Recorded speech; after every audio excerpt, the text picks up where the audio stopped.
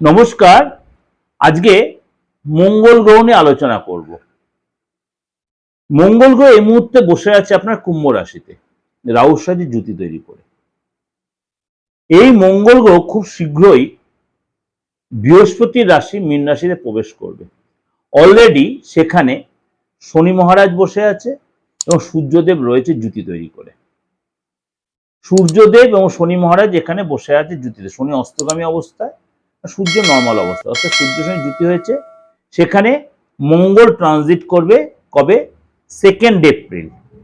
মঙ্গল transit করবে 2 April 3:37 দুপুর 3:37। দুপুর 3:37 2 এপ্রিল মঙ্গল ট্রানজিট করবে মীন রাশিতে, অর্থাৎ সেখানে শনির সাথে জুতি তৈরি। কতদিন থাকবে? 11 মে পর্যন্ত। 11 মে অর্থাৎ 2 এপ্রিল টু 11 মে মঙ্গল কিন্তু এই মীন রাশিতেই শনির সাথে জুতি তৈরি করবে। তাহলে শনি মঙ্গল সূর্য জুতি তৈরি হবে, অর্থাৎ ত্রিগ্রহী যোগ হবে। আবার মানে শনি মঙ্গল একটা যোগ তৈরি হচ্ছে, শনিও ক্রূর গ্রহ, মঙ্গলও ক্রূর গ্রহ।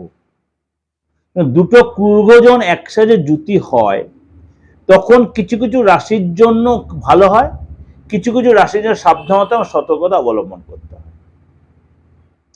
সুতরাং এই যে 2 এপ্রিল মঙ্গল গ্রহ মীন রাশিতে গমন করবে, মঙ্গলকে আমরা বলি শনি হচ্ছে কর্মের দাতা, ন্যায়ের দাতা, এবং মঙ্গল হচ্ছে যুদ্ধ, সাহস, বীরত্ব, ভূমির কারক গ্রহ। শনি ও মঙ্গল উভয়কে আমরা অশুভ গ্রহ বলি, এবং এই দুই গ্রহ একই সাথে জুতি তৈরি করবে বৃহস্পতি রাশিতে, তখন কি এফেক্ট হবে বিশ্ব সংসারে এবং 12 রাশির উপরে।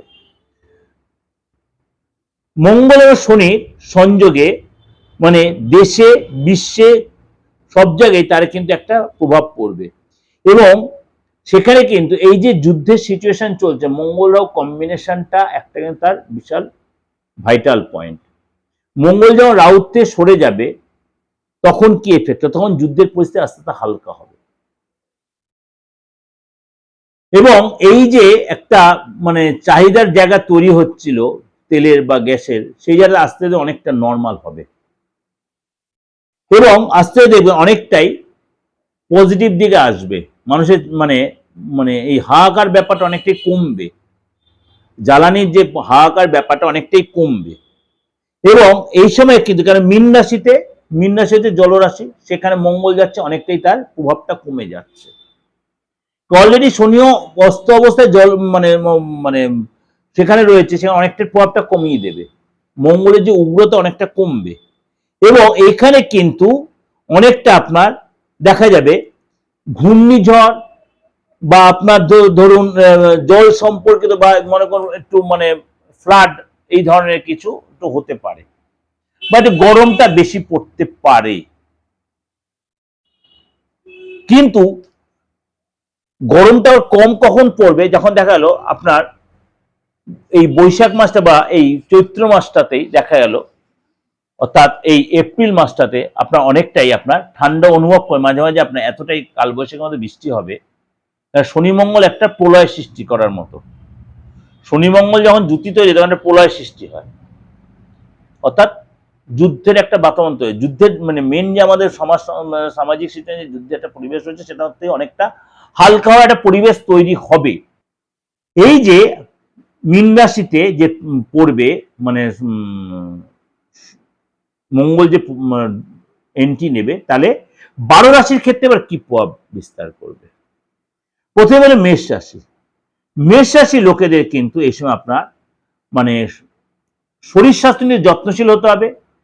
বিশেষ করে আপনার ব্লাড রিলেটেড কোনো প্রবলেম আসতে পারে, পড়ে গিয়ে কোনো চোট বা একটু খিটখিটে মেজাজ হতে পারে। কিন্তু আপনার ধর্মের প্রতি ইন্টারেস্ট বাড়বে, ধর্মীয় কাজে আগ্রহী হবেন।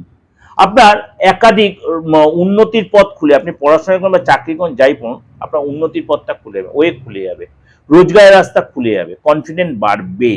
কেন বাড়বে? কিন্তু শরীরটা নিয়ে আপনার সচেতন হতে হবে। আপনার কিন্তু খরচ বেড়ে যাবে, ফ্যামিলির জন্য বলুন বা আদার্স পারপাস, আপনার খরচ কিন্তু বেড়ে যাবে। কর্মের জায়গায় আপনার কিন্তু একটু চ্যালেঞ্জের সম্মুখীন হতে পারে। বস আপনার বিরুদ্ধাচরণ করতে, আপনার চাপে রাখতে পারে। কোনো কোনো সময় আপনার যদি প্রোডাকশনের ব্যবসা হয়ে থাকে সেখানে আপনার চাপ হতে পারে। আর্থিক জায়গাটা সতর্ক থাকে, চোখ কান খুলে চলবেন, চোখ বন্ধ কাউকে ভরসা করবেন না। কারোর কথায় প্রভোকেটেড হয়ে আপনার আপনজনকে আপনি খারাপ কথা বললে দেখো সুসম্পর্কটা আপনার নষ্ট হতে পারে। বি কেয়ারফুল নিঃশ্বাসী। অনেক দিনের পুরনো সম্পর্ক আপনার অন্যের দ্বারা ইনসিস্ট হয়ে আপনার নষ্ট হয়ে যেতে পারে। সেটা ভাই বোনের সাথে হতে পারে, স্বামী স্ত্রীর সাথে হতে পারে, বা আপনার বয়ফ্রেন্ডের সাথে হতে পারে। এই জায়গাগুলো আপনাকে একটু সতর্ক থাকতে হবে। আর আর্থিক লেনদেনের ব্যাপারে বিশেষ করে অনলাইন ট্রানজাকশন সতর্ক থাকবেন। ব্যাংক ট্রানজাকশন কাউকে চেক দেওয়ার ব্যাপার বা কাউকে চেক নিয়ে সেখানে সতর্ক থাকবেন। কথাবার্তায় সংযত হবেন। ঘুমটা অবশ্যই দরকার। যদি প্রেশার বা এরকম কোনো কনিক রোগ থাকে অবশ্যই চেক আপের মধ্যে অবশ্যই মেডিসিন নেবেন।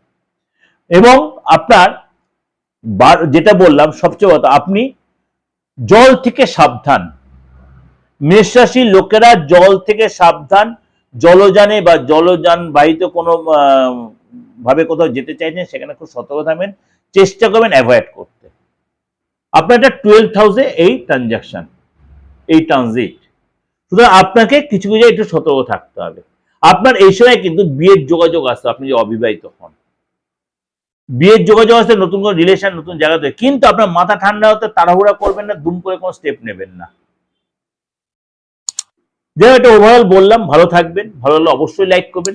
যোগাযোগ করতে হলে যে কোনো প্রয়োজনে অ্যাস্ট্রোলজিক্যাল তন্ত্র রিলেটেড বা যাদের ডেট অফ বার্থ নেই, যে কোনো ধর্মের যে কোনো সমন্বয় লোকে যোগাযোগ করতে হবে। 8910973325 9433960106।